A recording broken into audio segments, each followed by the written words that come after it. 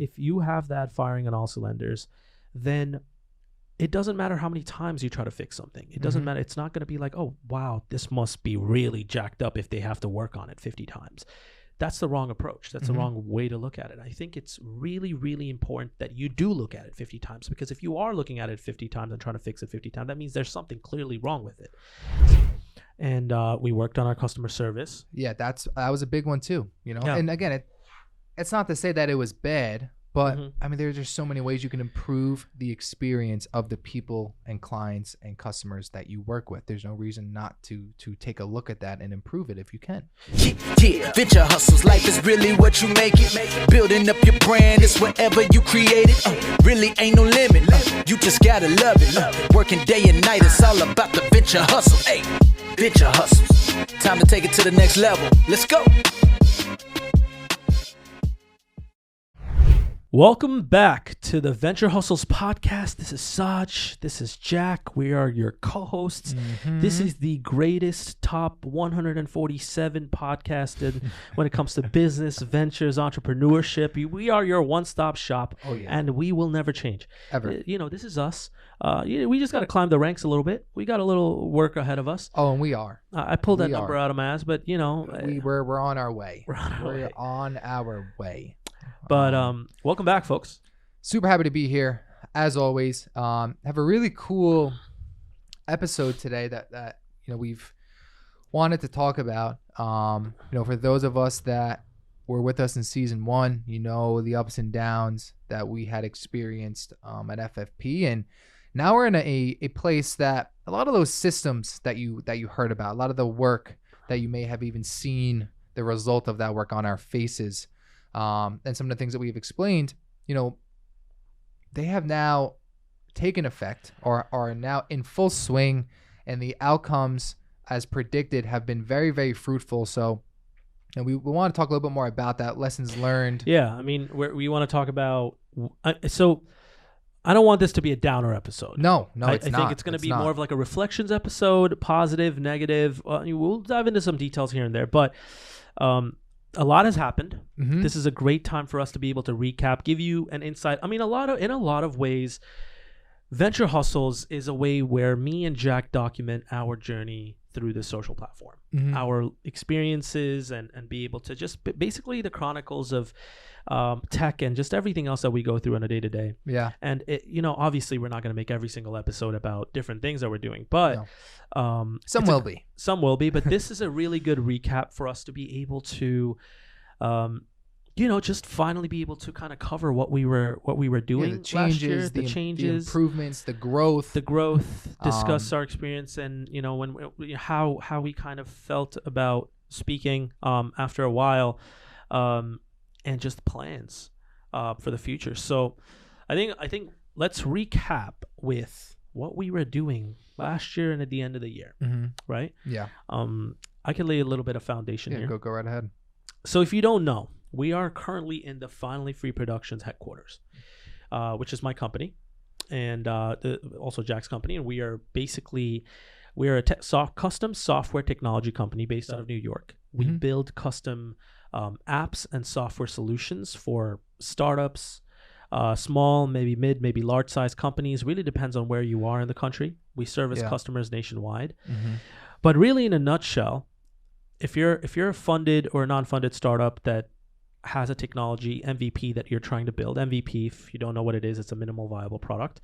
You call us, you contact us, you talk to one of our consultants, and our project consultants will analyze your project, conduct R&D, and then present you with the best solution possible for your project. And then if everything is agreeable, we will go ahead and build that out. We will design it. We will develop and code it with our engineers. We have an engineering team, we have a design team, and several other teams, and then bring that to life. We take it all the way to launch. And get you to that point. So that was a little bit of a foundation of who we are if you don't understand.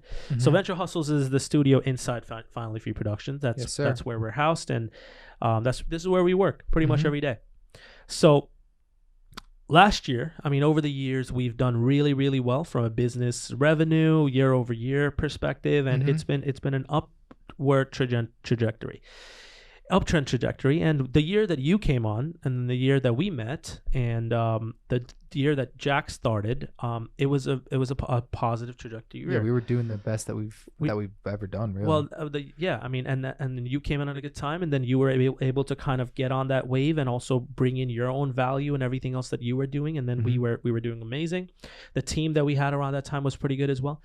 And then last year, as we were kind of going in, we spiraled out of control pretty much on 2 major departments, and both of those departments required severe care, to the point where we had to stop essentially taking new customers, new business for complete overhaul, reconstruction.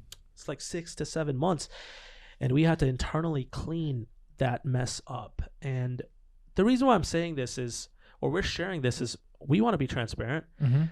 We want to kind of give you a glimpse of the good, the bad, the ugly, just so you can understand that this isn't really all butterflies and daffodils. It's not all at the end of the sunshine day. and rainbows, man. And it's hoping that although we would never wish this, I'm sure some of you out there have kind of experienced something similar. And as you kind of watch us and listen to us, it's not like everything that goes on behind closed doors and even not is perfect and goes to plan.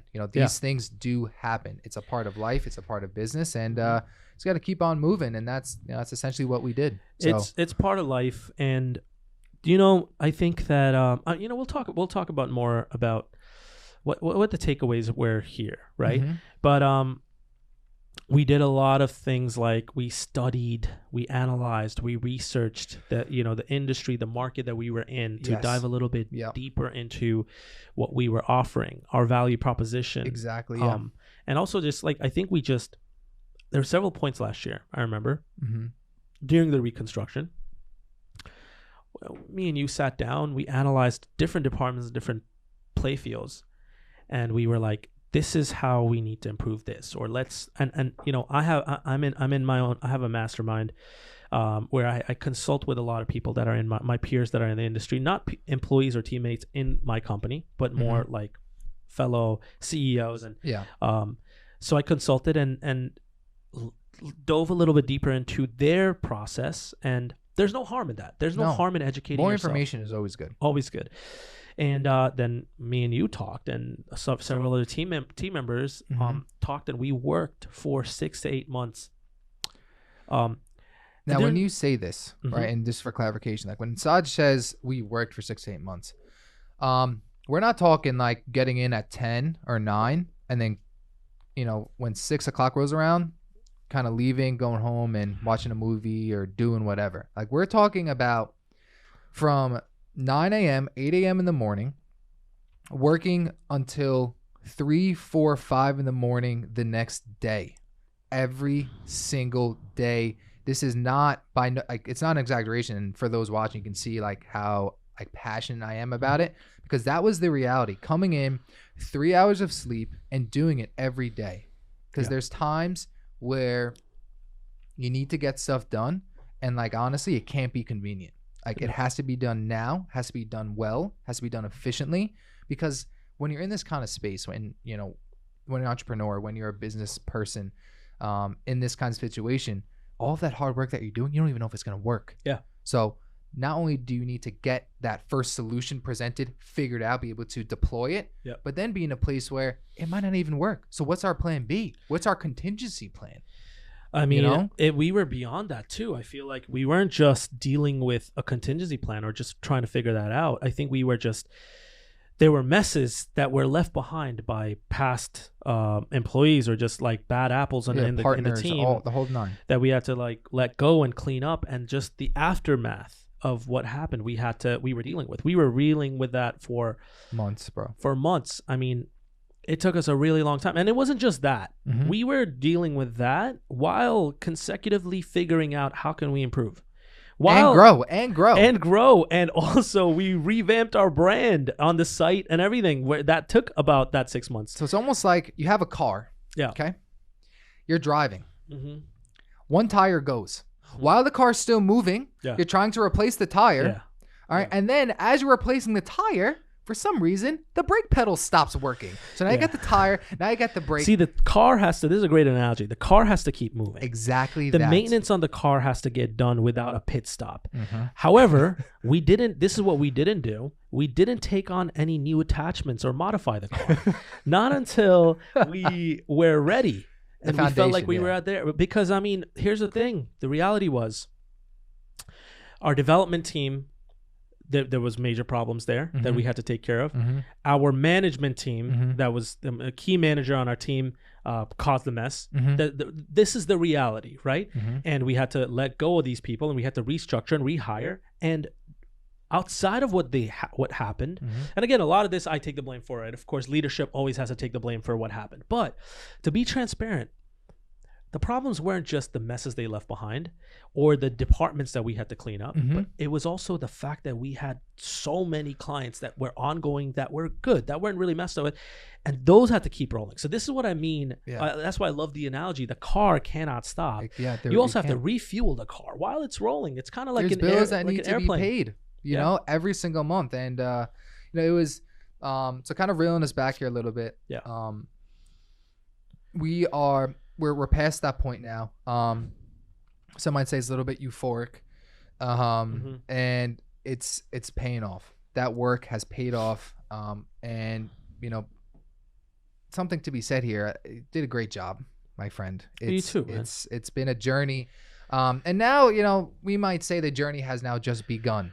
Yeah, right. I'm more confident in my team and our ability to be able to handle the worst of the worst, more than ever. And in some ways, I consider what we went through a blessing. Yes. Because we saw things that we would have never seen. We identified people that we would have never identified. We stripped away the bullshit and the dead weight. Yep. And we're lean, mean, and clean right now, baby. And that's exactly what we need to do. As our producer would say, we run down the field, we stiff arm, we scoring touchdowns, baby. We're scoring touchdowns. He's smiling. He's smiling. But the reality is, I guess, like, let's talk about what changes and improvements that we made last year, right? I think we improved our hiring process big time. Yeah, I mean, and also just kind of laying a foundation. Like, I feel like a lot of the mantra that we did last year was like, our systems need to get better. Because not only were mistakes made, but it's also like from a high level standpoint, you have to think about how was it possible for these mistakes to even happen? Not only did they happen in fixing them, but I think the road to kind of get there. Correct. You know, one of the biggest things that we did last year is we established and created a leadership team. So Jack is in the leadership team. I'm in the leadership team, and our creative head is in the leadership team. And we basically, it's just a team of, and this is not about titles or CEO, executive, whatever it is. Jack is on that note, Jack is the chief information officer now at FFP. And that's new since last time. But it was more about the value that each one of these members brought into the different departments. And of course, I think in the future, the leadership team will grow. Yeah, for sure. But we never had that. Then we also, one of the biggest things that me and you did a lot during last year was we created these training courses and using LMS platforms. We created basically an internal training module system for all departments, mainly the sales and management, because of the poor things that we've experienced. Just performance, to just make smoother processes, right? And I mean, what do you think? What do you transitions? Yeah, I mean, what do you think was? Do you think that was effective?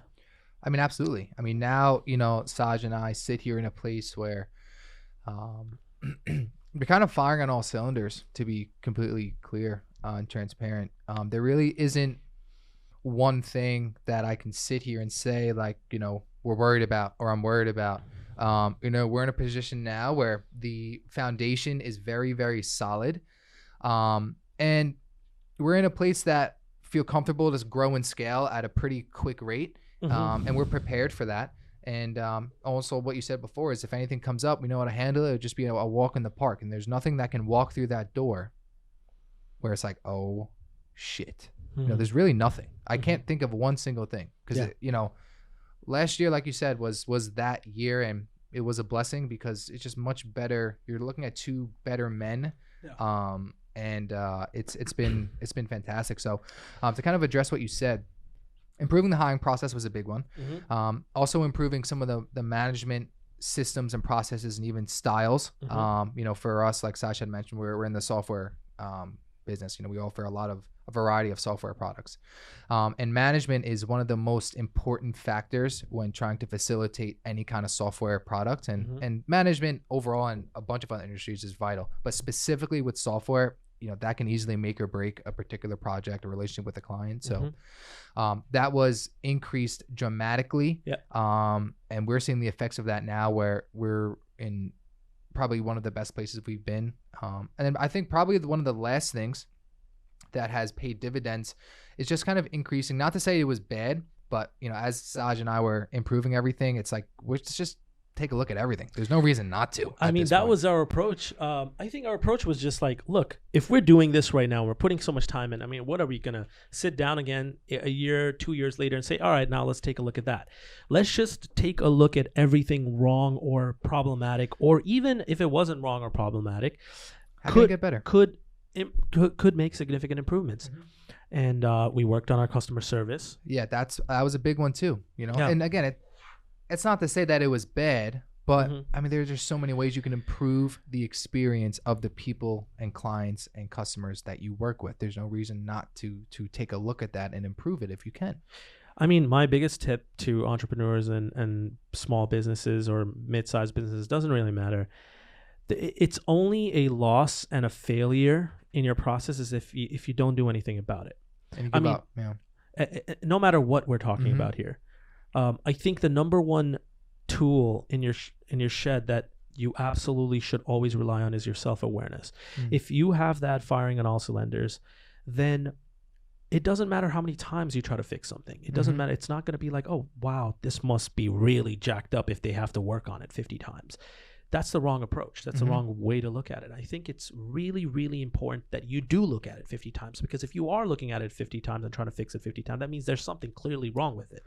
And it doesn't matter if it's 50, 100, 500 times. Yeah. As long as you're improving and you're doing your best to improve on an area that you need to improve, then I think that's it'll be the win 50 there. times better. Yeah. If you work on it 50 times, work on 100 times, it'll be 100 times better. I mean, with the way we talk about stuff now, me and you, and when we talk to our other teammates and other employees on the team, and we essentially say, this is draft 1. This is version 1. Yeah. We're gonna improve this in version 2. And we do this in so many different avenues simply because we're not selling. What? More into the mag a little bit. Well, we both just did that. Yeah. We're getting there. It's just one of those things that, it doesn't matter how long. It doesn't matter. It's just as long as you're improving, as long as you're making positive strides towards improving. You're never 1% every day. 1% every day. I was looking at this funny meme that was like, if you did, so I don't know if it was like reading a book, but it was like, if you did 0.01% even every single day, you would be like 0.36 36.5% like better by the end of the year, like something like that. And it was like this funny meme, but I mean, honest to God, like that's literally what it is. It's not even 1%. You don't even need 1% improvement. If you did 0.01% different every single, from a degree perspective, every single day, So yeah, I mean, without a doubt, and just about getting better every day. And so let's talk about the good stuff. We've kind of gave a nice recap here. FFP is experiencing a lot of growth. We're in a place now where, we're working on some really cool stuff, man. We are really cool projects. Even, a lot of the client relationships we've built are cool. Amazing. Yeah. Having a real good time. I mean, we've been working on some fascinating projects that me and you have been working on hands-on for a while, because these are some massive projects. And also, we're diving back into hardware software now a little bit, because that's pretty exciting to me. Yeah. And man, I think it's good. It's a good feeling to get back on track. Not only just get back on track, but also know that we're better than before. You know what I'm saying? Without a doubt. I mean, I think, with that, it's kind of like, again, like whatever walks through that door, like it could be the boogeyman. Yeah. And the boogeyman's going to meet his daddy. What do you think about that, producer James? He's a little bit sus, but it's all good. No, but I mean, to Saj's point, we were working on some really cool stuff. I take pride in saying that we've hired over the last 6 months, what have come out to be really key members of the team. So that's funny because during the recap for last year, we forgot to say that we actually didn't stop hiring through that process. It's not like we just let go of the bad apples, but we didn't really do a staff reduction. It was to the contrary. We just kind of doubled up on our team on other things that we could improve on. We went through a lot, and it was and now we're continuing to do so. Yeah, I mean we've hired so many good people. Like not just do they get the job done and they do it really well, but just really good people. They fit great with like the culture, that we're trying to establish here. Just a really good fit all around. Where, I can speak myself. I'm just very, very happy, with the people that we brought on, and even the people that were existing, kind of how they have grew into their roles. Yeah. And when you're building a company, like these are the things that you want to feel, but like these are the things. Like this is where you want to be, because that'll really allow you to kind of grow and scale. And even for these people that we're talking about in their own, respect and in their own careers, be able to kind of grow within the company. And a rising tide raises all ships, man. Mm-hmm. So all boats, but yeah. Well, it's both ships, but yeah. Is it? Yes. I think it's all boats. Oh, you might be on a boat, but I'm on a ship. I'm on a yacht. I knew that was coming. But let's. I mean, the other things. I think from a marketing perspective, I think that has been our biggest. I mean, I'm going to interrupt you right now because you're looking. For the viewers on YouTube, this man, my co-host here, has become a marketing genius. Some would say, in the span of maybe 2 to 3 months, the guy has got the game figured out. It's at his grasp. And I'm not, I'm gassing him up, but I appreciate that, man. But I don't think so. I think it's one of those things where I think I've improved, and I love marketing, by the way. So that's why, like, when I'm working with the team, the design team, the marketing team, I'm very, very hands-on, simply because I love the psyche. I love being immersed in that world, to just figuring out what makes people tick and what makes people buy and what makes people sell. And that whole process, to you, it seems like it's been actually 2 to 3 months, but that's kind of like its high peak right now. Like we've been doing this, the different intricate marketing techniques since last year, since like last January. I'm saying actually putting them into effect. I mean, like in terms of seeing force. results is in full force. Yeah. So that's the peak. It's a process, man. It is like, it is, if you want to do it right and effectively, and I'm not talking about buying fake accounts or fake followers and falsify. I'm talking about true marketing numbers and results in terms of conversions and in terms of your CPA, CPM, in terms of your CPI when it comes to downloads of an app, in terms of your impressions, just your overall ROI per dollar, per day expenditure. If you want to be efficient when it comes to ad spend marketing or just marketing in general, there's so much to it. Yeah. There's so many layers to it. Yeah, a lot of layers. I love it. It's a very tedious process, but it's also a very rewarding process if done right. And it's one of the most important processes as well. 100%. So because if you can market right, no matter what kind of brand you've got, what product you're selling. What product you're selling, you can always sell. You can always make that profitable. Yeah, so now we're in a place where Saj and the marketing team, although I've been semi-involved, Saj and the team have really just kind of been kicking butt.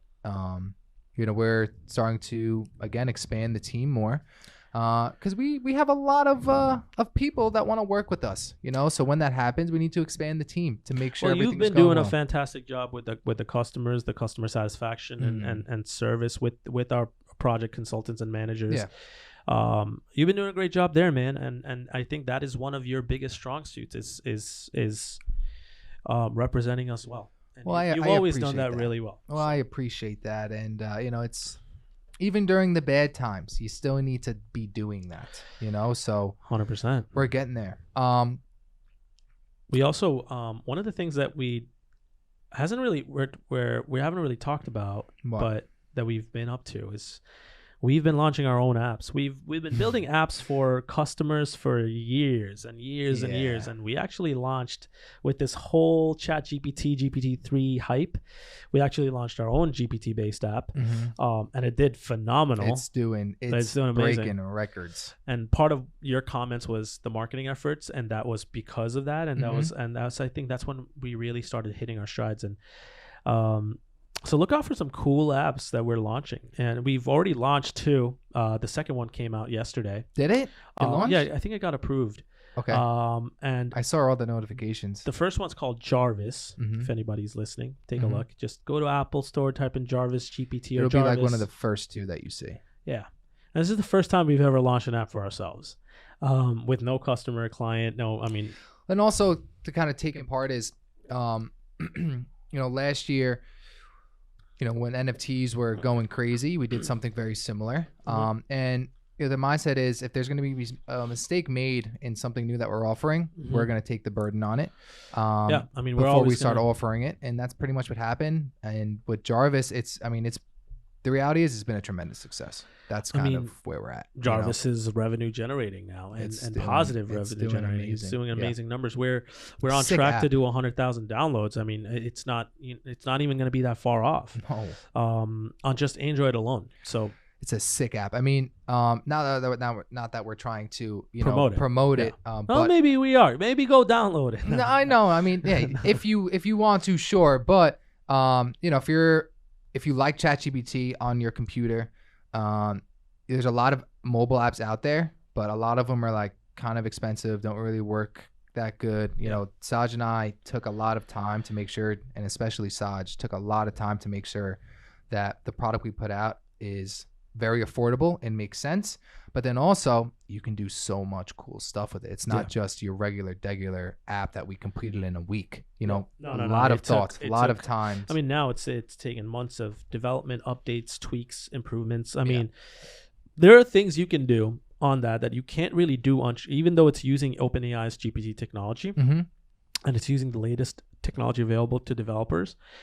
We've made it perfect for our consumers or end users that would want to use it for a mobile version. For example, you want to be able to whip out your phone, open the app, click on a scan feature, scan an essay that's in front of you, and then ask Jarvis, hey, can you summarize this essay for me? You can't really do that right now on ChatGPT. No, you can't. Unless you copy paste the text from the essay. And that's such a tedious. We're talking about actually taking your phone like this, and let's say this is a book, and you just scan it, and it auto transcribes the text, and literally you can ask whatever you want GPT for you to do right there. You can do that. There's a long wounded route for you to do that on the desktop. Right? Yeah, it's not convenient. And that's just one of the features. And one of my favorites is like the speech to text. Yeah, it's just so convenient. Well, I find the speech to text kind of annoying, but I think it's so convenient. And these are things that, like, if you look at the market, like, not a lot of the other apps kind of have this. Yeah, some of them do, but a lot of them kind of don't, because a lot of them just trying to make money quick. A lot of really them just like provide something that like is super useful. Well, the thing is, like, for us, it was more, we built features and enhanced the app based off of what people would need. Like, I'm not kidding. We actually went back, or I know I did, like, looked at every comment and review that was like 5-star, 4-star, even 1-star, on things that we could have improved that would have made them improve their rating to 5 stars or 2 stars more. I swear to God, noted them, created a dev plan, and actually executed those things. Then we went and commented back and responded to those reviews, and it's publicly available on the app. Yeah. And said, hey, these features are not live, or we'll implement them. And not to say that we listened to every single comment. It's ridiculous, but majority of the things that most people were saying, they make sense. It made sense, and we were listening. So I think that's a signal. And now we've been having a tremendous amount of positive feedback. We're getting a great amount of reviews every single day. Just the notifications. Bing, bing, bing, bing, bing. Yeah, Take a look. Take a look. Yeah. Again, if you're someone that loves ChatGPT, you want something for your phone that's very easy to navigate, that works really well. Yeah. Take a look. And let us know what you think. Let us know what you think. Take a look. Let us know what you think. So while we were doing that, because Jarvis had launched somewhere in like February, March. Similar to what we spoke about a little bit in episode 1 is Saj and I were preparing for NFT NYC, which was a great experience. Mine was a little unique in some ways. But you want to talk a little bit more about your experience? NFT NYC? Saj did stellar, by the way. Oh, I appreciate it, man. Thank you. I tried. I wanted my speech. I haven't done a onstage talk, like a kind of like a keynote type of talk in a really long time. Yeah. And so this was really, really great. It was a big audience pool, and it was a big platform in general and attendance. I wanted my talk to be performative, like kind of like you were watching a recording and you were engaged. And that was my goal. Yeah. And I didn't want it to be another guy that was just looking at the line items and the slides and presentation. And as you're going through the clicker, you're kind of just going through the process. And I wanted what they were reading on my presentation, on what they could see in the big screen, to be things that they could refer back to based on the notes they would take from what I was saying. Yep. And also, like, I made my entire talk about kind of like a treasure hunt theme, and it was just like, on this journey we're about to find out how gold is made, like that's something like that. And then as it was like a storyline. Yes. And it was mostly interesting. So actually we'll link the live recordings of both me and Jack if they come out, and we'll put them in the description. They should be released. I'm surprised they're not out already, to be honest. I thought they were going to be. We were also in Times Square billboard. We were. That was kind of cool. I mean, dude, that was insane. We were on all the NFT NYC speakers of the event were on like 7 different Times Square billboards. I'm talking massive, the NASDAQ Times Square. The gigantic ones, yeah, the really big ones. Kind of cool. Maybe we should David can put a little screenshot of that. We can send him some images. That was like really, really cool. Honestly, that was like a bucket list life dream for me. And look, if you've got a couple $1,000s, you can probably get on a billboard. It's more than a couple, but yeah. Whatever it is. But the reality is, it's like you can pay to get it, but it's really cool when it's done for you. Yes. It's like, yes. It's like, I don't know, man. I felt like it was a good experience, though. Kind of like a rock star. A little bit. It was again definitely bucket list. It was super, super cool. Mama, I made it. Yeah. Type shit. We didn't even know we were around Times Square. We didn't even know, and we didn't get to go, but we ended up seeing pictures of it. Yeah. And it was really. It would have been really cool to go. That was super cool. Maybe next year. Yeah, maybe. What did you? How was your experience? My experience was good. Kind of like I'd mentioned, had a little bit more of an orthodox experience at first. Okay. Orthodox. Well, unorthodox, let's say. Just because originally I was supposed to be on a panel, not do a solo, and then for lack of a better term, the panel just kind of fell apart. So your friend here was stuck with about 3 to 4 days before the event to pretty much prepare. You got thrown into like blender, to the wild, dude. A blender, dude. You had a really nice thing planned, and you were headlining the panel, by the way. And Jack was the only one that was like really on top of his shit in the panel, and everybody else just degenerates. And and then he got thrown into the jungle and the wild to the wolves, and you got up and you did your part, and you excelled and you showed up. And that's the thing, man. You had 3 days to prepare for a speech. I know. I mean, how long did you prepare, to kind of put it in perspective for everyone? I mean, actual preparation, prepare really depends on what it is. I actually when did you know that you were doing solo, and then to the day of speaking? That was the minute that they said that I'm speaking. So how long was that? That was 3 weeks, maybe. So you had 3 weeks to prepare, all in. Well, I didn't really. It took me about a week to get the deck done. You had to do all that in a week. Yeah, so in less than essentially a week. Saj theoretically could have had, no matter when you did it, right, had about 3 weeks to kind of get everything done. Well, to actually prepare for the speech, it was bits and pieces here and there. But yeah, you're right. Like, I didn't have to stress about it in fucking 3 days. He had 3 weeks. I had 3 days. Yeah. And again, like what I've learned is pressure makes diamonds. Yeah. At the end of the day, pressure makes diamonds. And I mean, you could have easily folded. You could have easily said, Yes. maybe I'm not doing it this year. Mhm. Maybe I'm not ready. Like you didn't. That's what I admire about you, man. You go up to the fucking challenge, you get it done. Yeah. And the reality is, Mhm. it's never going to be perfect for No. me or you. And we're just going to improve. And I mean, that's literally what I was saying to Saj as like, this kind of dawned on me the Friday or Thursday before the event. It's like, it can never go as planned. Mm-mm. It can never be right. It can never be easy. And that's kind of the model now. Mhm. It just can't be. It Mhm. can't be. When it's too easy at this point for me, now it's like, all right, what's going to happen now? What's next? What's next? What's going to happen? Because I know something's going to happen where it's like, oh, okay, here we go. So I love being uncomfortable.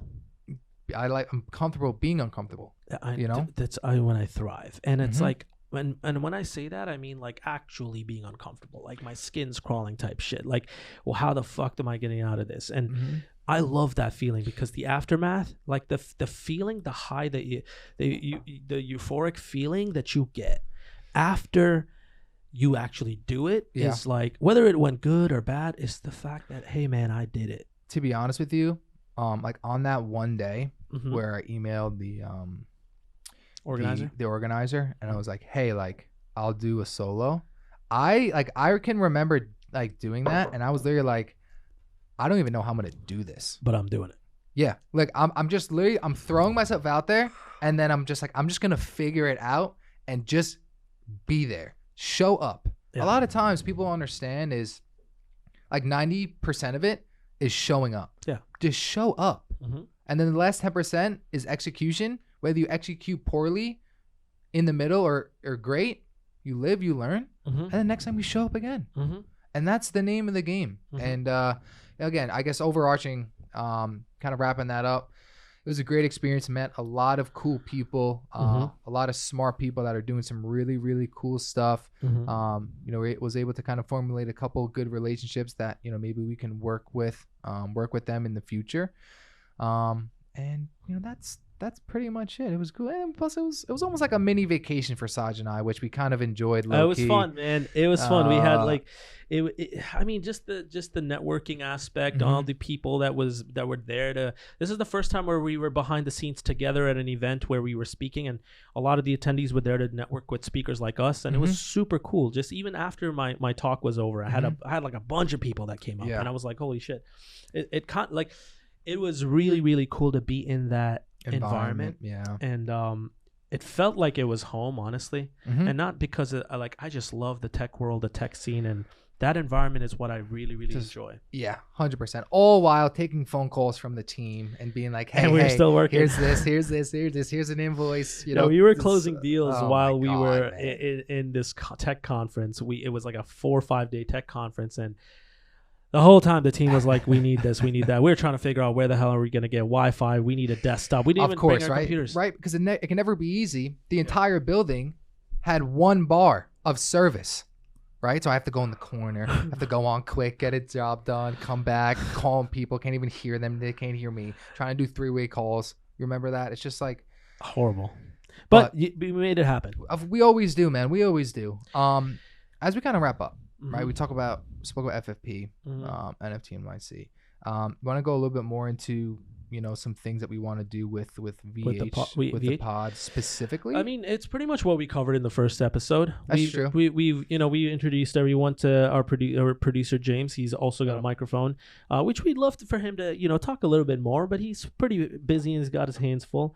We also have talked about what they're seeing with the set. What do you guys think?